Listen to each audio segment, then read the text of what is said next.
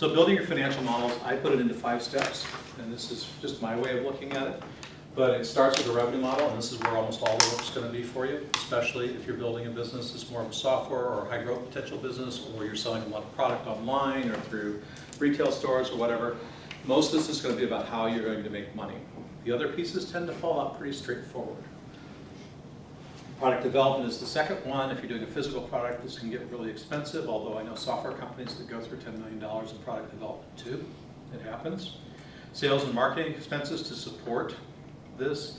General and operating expenses for things like places for people to work. And then people. And people, you're kind of ticking the list all as you go along, but I recommend you kind of hold off the whole how much they're going to cost till the end. You're really trying to figure out what it is you're going to do first, what you need, and then who are the people I need to do this after you've done the what. So let's start with the first part, the revenue model. It drives pretty much everything else. If you're in a physical products company, it's really about cash cycle. Cash cycle, real simply, is from the day I start spending money to get a customer or sell a product, how long till I get my money back? If you're selling software online, direct costs, 0, right? You've got a gaming company. Jesse has a gaming company. If he just sells one more game copy, no cost of goods. If I'm selling a product, we're going to talk about Amos's company, FairPro.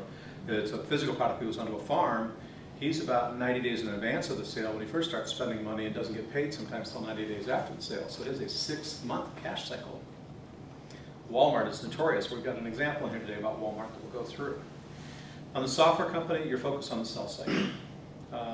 App Store, we're going to talk about an App Store app today. We're also going to talk about a company here in town that has as much as an 18-month sell cycle from first contact. By the way, first contact where the customer says, I'm really interested in your product, to the time she gets a check can be as much as 18 months. So you've got to understand that sell cycle. All right, so we're going to go through 2 software examples, and we're going to go through 2 hardware examples today. I promise we'll take breaks, because I know this gets kind of thick. If you have any questions, please stop me. This hopefully is where it gets much more interesting than why you need a statement stuff. ClinicNote is founded by an ISU grad. It's a software as a service company. And then that's a real company that's here in Des Moines. Sports knowledge is something I've made up. So just know that even when I'm talking to you about ClinicNote, all the numbers are false. I do know their numbers, these aren't them. I think a few things are real, like their average customer value, but everything else is just made up stuff. So let's talk about ClinicNote. It's a software product for speech-language pathologists. People who help people with speech impediments, damaged speech, people who are coming back from a stroke and have to relearn their language skills. It's a pretty interesting world. It's totally different than most other medical type situations because it's a reoccurring, you go in for therapy every week kind of thing, or every month. And so the insurance needs are very different, the reporting needs are different, and that's what drove them to build this product. So they're basically an electronic healthcare record for speech-language pathologists. So they have 2 markets. Interesting thing that they did was they sell to universities, because the universities are teaching speech-language pathology with paper records. The problem with that is they actually have real clinics. They serve real patients. Well, there's this law called HIPAA that says you've got to keep all this stuff really confidential. Now think about the average college student in her 3rd year of her program with a backpack full of confidential medical records or statements. And she's writing it. That's why they're there. It's because she's writing these, the write-up after the thing. That's not a good place for them. And then imagine the teacher getting these pieces of physical paper and marking them up and then handing them back.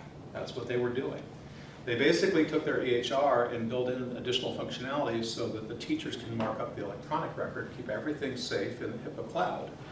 And she's emulating something that Adobe did early on to take over the world of digital design.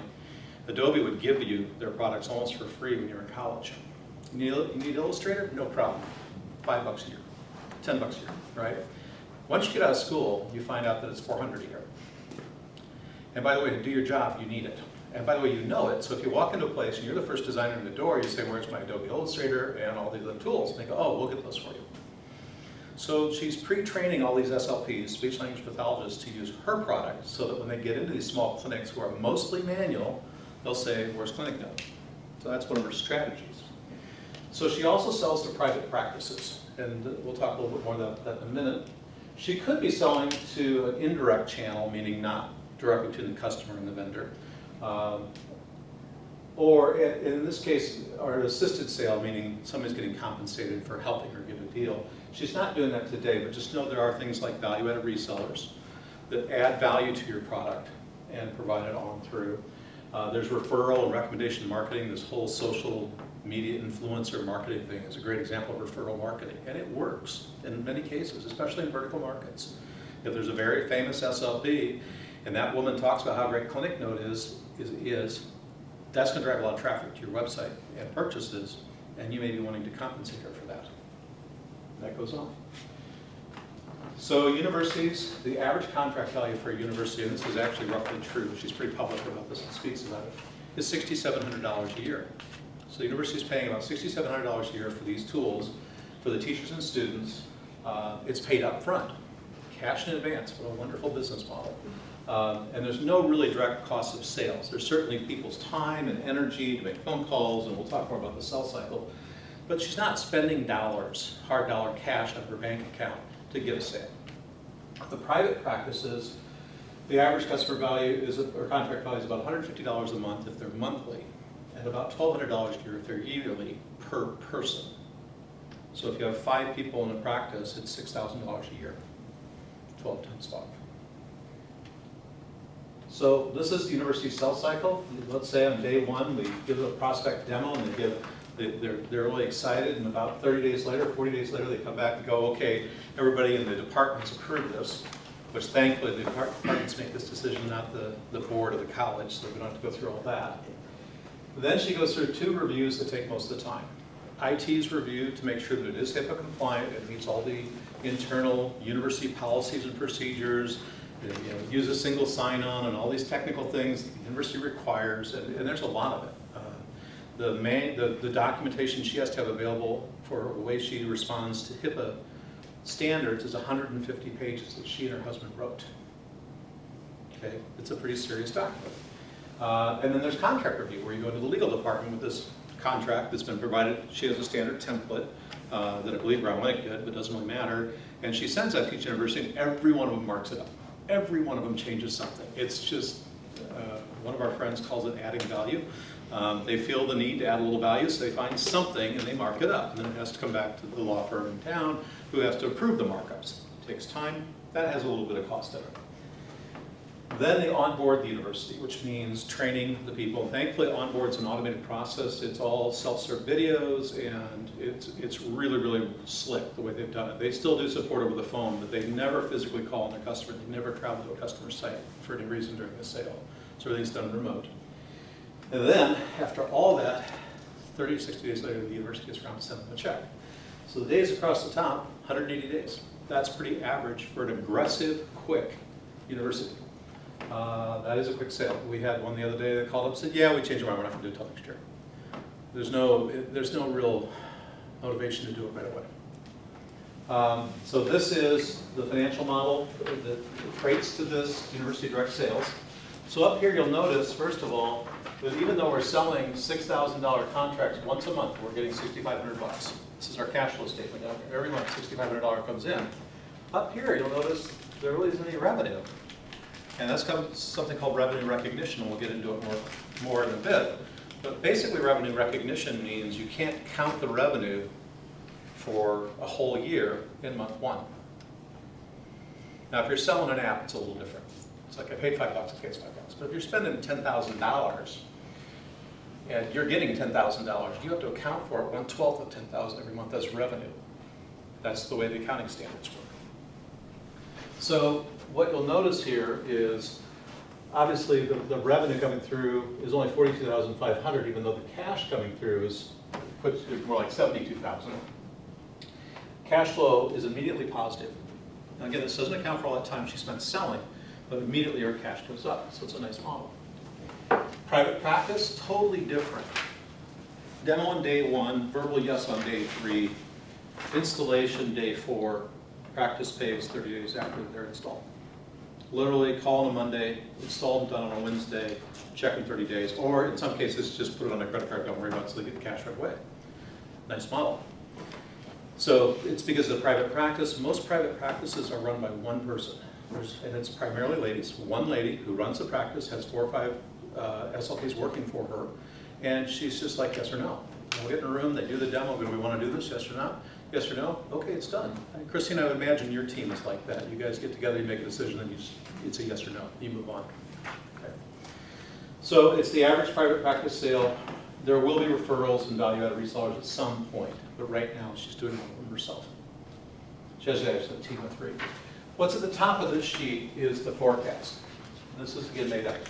1 license in January, 3 new licenses in February, 6 licenses in March, 10 in April, et cetera, et cetera. Now look what happens all of a sudden down here. These are the renewal sales. So this is monthly. Well, when she got 15 new ones in May, she also had 18 renewals because they're paying every month. Every month they're dipping the credit card for the $150. And that's where it starts to really add up, because by the time you're out here in November and you have 18 new sales, because it is holidays, nobody really wants to do this, or December, you've got 140 or 150 renewals coming through. And that's the magic of a recurring revenue stream. If you can get people to like what you're doing and stick with it, suddenly your new revenue is just kind of like icing on the top. No pun intended, Christine. Cash flow goes up immediately. It's just immediate cash. Again, especially if you're on a credit card. Yeah, you give up 3.x% for the credit card fees, but you get paid right away. That's a very, very nice place to be. So, quick note, it's about sell cycle. Everybody underestimates this. I'm just going to tell you right now, whatever you think your sell cycle is, multiply it by 3. And if you're wrong and it's quicker, wonderful. But this can take a long, long time. This is what's kind of perverse. Sometimes the earliest deals are way faster to happen than most of the deals. You'd think, oh, the earliest ones are the hardest ones to get, right? Your very first customer.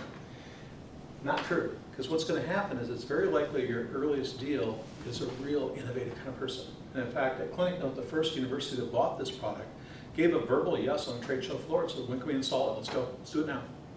The woman who made the decision had the authority to make the decision, had the money to make the decision, and basically didn't worry about what IT or legal thought. She just did it. Okay, she's a bit of a rebel. That's okay.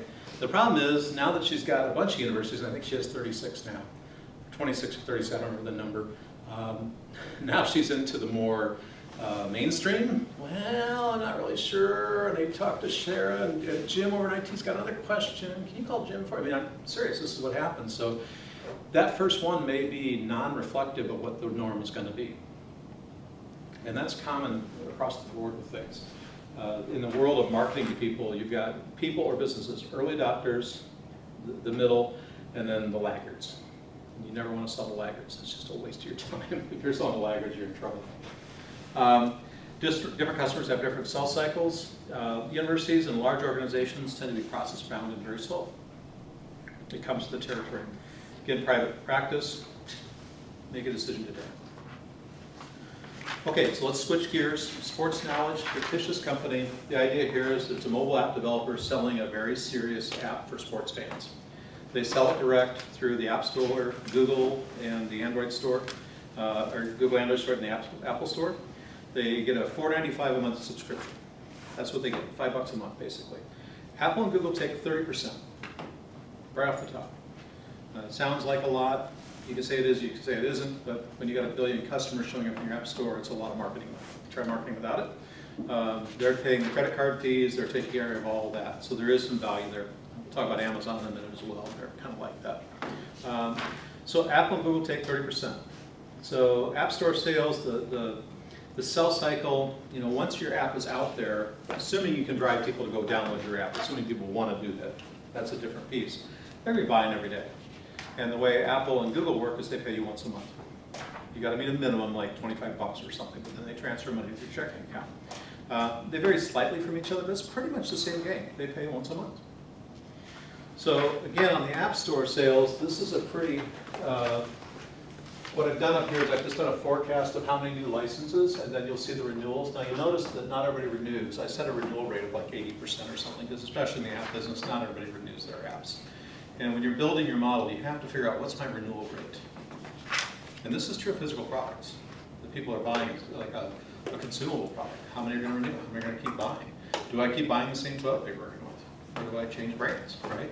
You can't assume everybody that bought Charmin last year is going to buy Charmin this year. It doesn't work out. You got to keep adding new customers to fill in the ones that fell out. So if you just look at the model just in general, $15,000 worth of revenue, $15,599. The sales expense, which is really the Google or Amazon, $35.59. That's the most of your expenses. Now I don't have other expenses in here. I'm just trying to show you just the revenue impacts. I'm trying not to keep all the other, or add on all this stuff to it. But you just get a sense for how that works out of a decent amount of income. On the cash flow side, cash positive right away. You can see the change in cash across the bottom. Again, just forecasting about how many, I want you to look at the numbers at the top. July, 1,234 licenses. I mean, that's a lot to sell. Just keep that in mind. When you're selling something that's $5, you've got to do a lot, because somewhere in here you've got to pay yourself. And this is all prepaying yourself. This is just, what's my revenue model, what's my cost of getting that revenue. So I think these are very deceptively simple models. Marketing is a challenge. At the end of the day, it's all about marketing. It's all about buzz. I know you're in the gaming business. You know, if you can sell 5 million copies of your game, you're in great shape. I don't care what it costs. But if you can't sell 5,000 a year at a reasonable price, you probably don't have a business. And it's just the challenge with a low-cost product. It means volume, which means marketing. Like on those renewal rates at the front end, it's kind of it's a guess. Just a guess, right? Maybe It is, 6 but months in or whatever. you know, you can learn. I've gone out and looked at, I've Googled things. Google's your friend. You know, what's the average renewal rate on a paid email app? And you'll get some people's blog posts. Well, you know, we're at this company, we saw this kind of renewal rate. We saw this at this company. Ask people that are doing something complementary to what you do that's in a similar business model. A lot of them will tell you. Okay.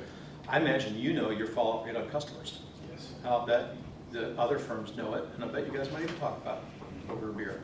So it's pretty much you can ask.